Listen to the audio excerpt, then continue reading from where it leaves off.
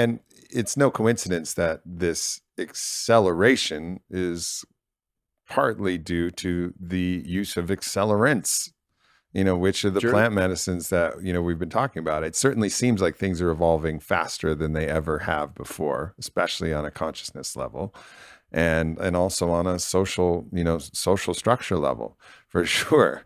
There she is. Our kitty always wants to get some attention on a podcast. That's her favorite time. But these accelerants then are accelerating things even more. And it feels like just at the right time, honestly, that all of these things are coming online from both, public awareness. I mean, we were laughing down there before about, who would have thought when we were working together 10 years ago that we would see an ayahuasca touchdown celebration on the Green Bay Packers end zone, and a player writing in his caption, Alan Zarn in the caption saying that Lambeau T just hits different. Like we would have never expected that, but that's just like a part of the culture that's it's evolving, and I'm honored to be a part of that culture because I think it's, to me. And I've had this, I've kind of talked to different people who have their disparaging views of it. And I've said, just like my own life as an example, like the truth, beauty, goodness, love, joy, excitement, exploration that it's brought into my life alone, just not only what I've experienced, but what it's done to my own life. What a fucking gift that we have available to us. And it's not for everybody. It doesn't mean everybody needs to go that path, but to start to just recognize these accelerants, these tools, as just what deep gifts we have to find our way out of all of these strange cul-de-sac dead-end stories. And also, if we're not careful, put us in some other dead-end scary, stories that are difficult to come out of, They're there to work through, The plants are a gift. The sacred plants, the visionary plants, psychedelic plants, they go by a number of different names. They're fundamentally a gift. When you take them, you realize they're of nature and so are you. And then there's this recognition that this goes way back. This goes way back to the origins of humans. And we typically don't think in our daily life about that. But there's a connection that goes at least 1 million years back with these plants. And they were part and parcel of how consciousness became what is ultimately the positives and the traps or the negatives of today. They've been there. There has to be a way to understand why we have all the receptors in our brains for all of the chemicals that are found within all the plants. And it has to be because we co-evolved. Yeah. It has to be because we were ingesting those plants in different places around the world and sharing genetic material to make it all possible. And lo and behold, we have all the circuit breakers and all the plugs in our brain for all of these different plants and all of these different chemicals. When you isolate the chemicals by themselves, you can create a narrative that separates it from nature. And then you can create a drug narrative, you can create a negative narrative, et cetera. But when you just leave it in nature itself, it's just there.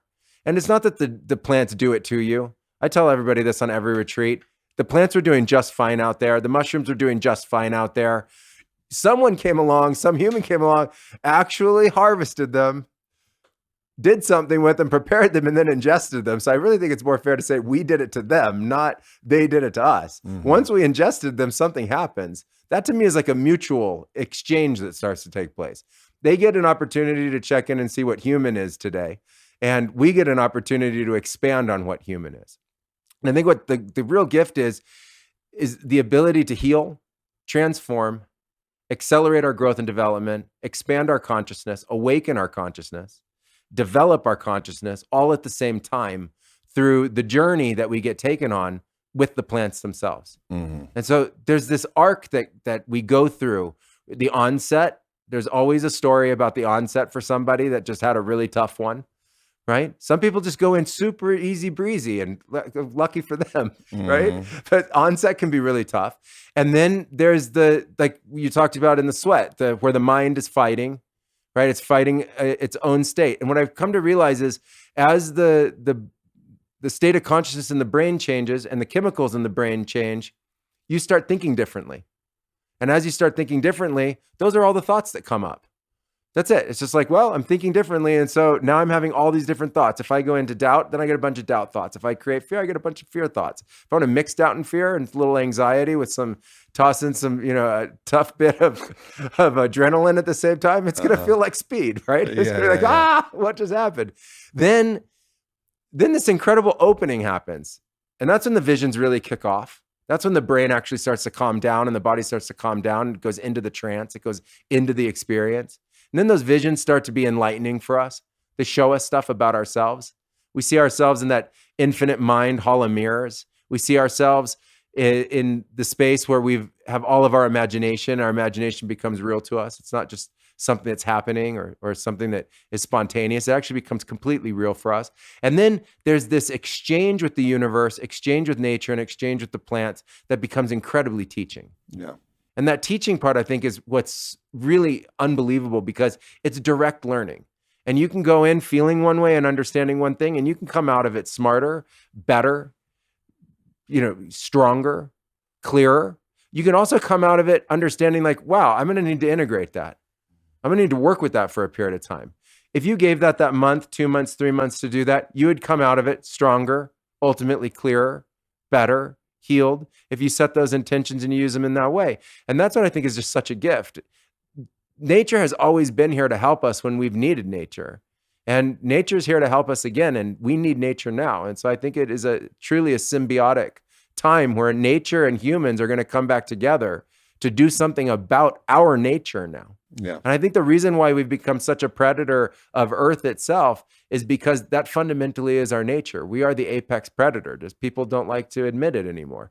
Sort of like a bad word, like religion or God or sin or something like that. It's like something people don't want to talk about, or sex or whatever, right? Those are like, oh, bad words. Well, we're the apex predator of this planet, and now we've predated on the entirety of the planet. So it's like, everybody, wake up. Wake up to the predator that's inside you. You got to deal with it. Yeah. You got to learn how to deal with that energy. Call it shadow, call it whatever you want. You forage, you pick things, they die, you eat them. We got to learn to deal with this. It could be a vegetable, it could be meat, it could be whatever. We got to learn to actually deal with this in a very real way. And the plants are there to be able to help us